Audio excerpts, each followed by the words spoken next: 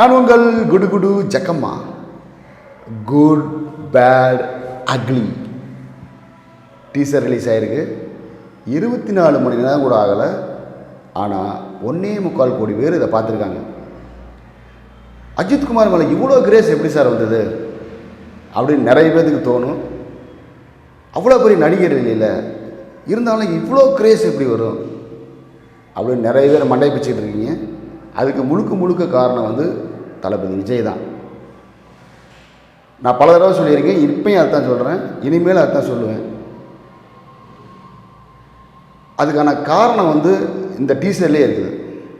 நான் சொல்கிறது உண்மை அப்படிங்கிறதுக்கான காரணம் இந்த டீசரில் எடுத்தோடனே ஒருத்தர் சொல்லுவார், அவன் போட்ட ரூல்ஸை அவனே பிரேக் பண்ணிட்டு வந்திருக்கானா, அவன் மூச்சிலேயே முடிச்சிருவான். அவர் போட்ட ரூல்ஸை அவரே பிரேக் பண்ணிட்டு வந்திருக்காருப்பா, மூச்சு காத்திலே முடிச்சிருவார்ப்பா அவர் அப்படிங்கிற ஒரு டைலாக் இருக்குது. அதாவது அவர் போட்ட ரூல்ஸை அவரே பிரேக் பண்ணியிருக்காரு.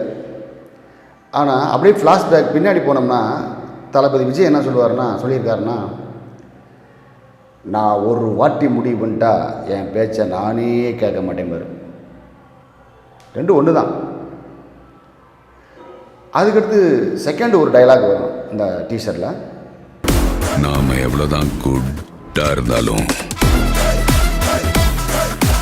இந்த உலகம் நம்மளை பேடாக்குது. நம்ம எவ்வளோதான் கூடாக இருந்தாலும் நம்மளை இந்த உலகம் பேடாக ஆக்கிடுது அப்படின்பாரு.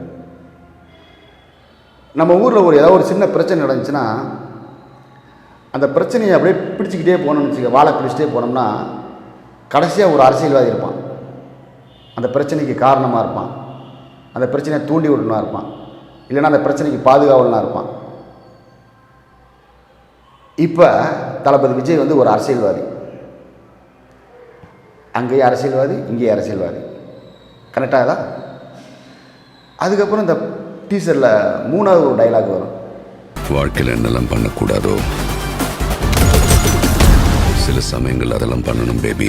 நம்ம பண்ணக்கூடாதுன்னு நினைக்கிறதெல்லாம் சில நேரம் பண்ணணும் பேபி அப்படின்பாரு நம்ம அஜித்குமார்.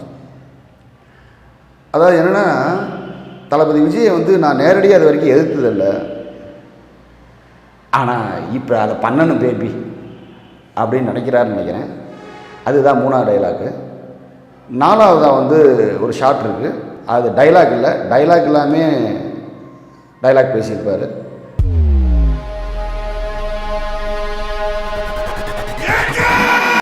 அது என்னென்னா இப்படி மறைச்சிக்கிட்டு உள்ளே வைக்கிறாரு. நான் கூட இந்த தலகாணி, இந்த ஹான்ஸு, இந்த மாதிரி ஐட்டத்தை உள்ளே வைப்பார்னு பார்த்தேன். ஆனால் அவர் மெல்றாரு, அது என்னன்னு தெரியல. ப்ளீஸ் உங்களுக்கு தெரிஞ்சால் கீழே கமெண்ட் பண்ணுங்கள். கடைசியாக இந்த டீசர் முடிகிறப்ப அது அப்படிம்பாரு. அது நான் என்ன கேட்குறேன்னா, அது என்னன்னு தெரிஞ்சுன்னா கீழே கமெண்ட் பண்ணுங்கள் ப்ளீஸ்.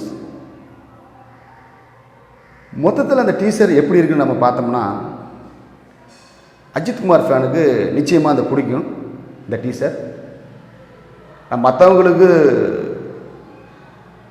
பெருசாக ஒன்றும் இல்லை, பெருசாக இல்லைன்னா சொல்லுவாங்க. படம் வெற்றி பெற வாழ்த்துக்கள்.